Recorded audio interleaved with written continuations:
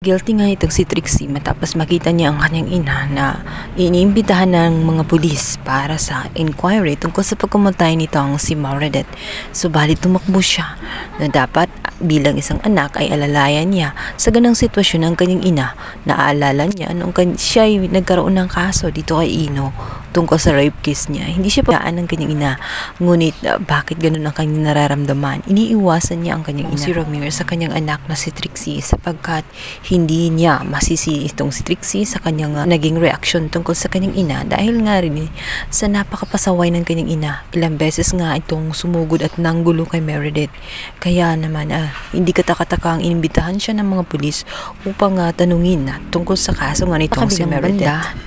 Nagulat naman itong si Lilette matapos matuklasan na isa sa dahilan kung bakit talagang positibo itong si Lorena na persons of interest sa pagkamatay nitong si Meredith ay dahil nga sa nalaman nito na sexual assault allegation against Eno.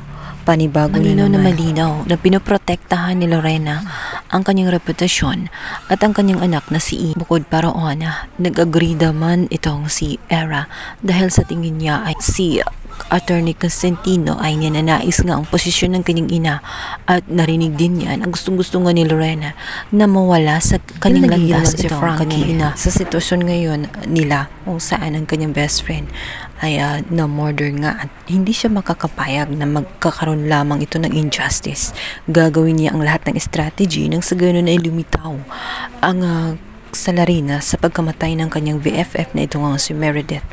Dito nga ay lalabas nga itong si Attorney Renan Alon na siya ang maghahawak sa kaso nitong si Meredith. Bilang banda, tungtuwa naman si Era sa ginawa ni Lilette kung saan gagawin ni Lilette ang lahat at wala siyang pakialam kung sino man niya ang kanya makaharap kahit si Lorena pa.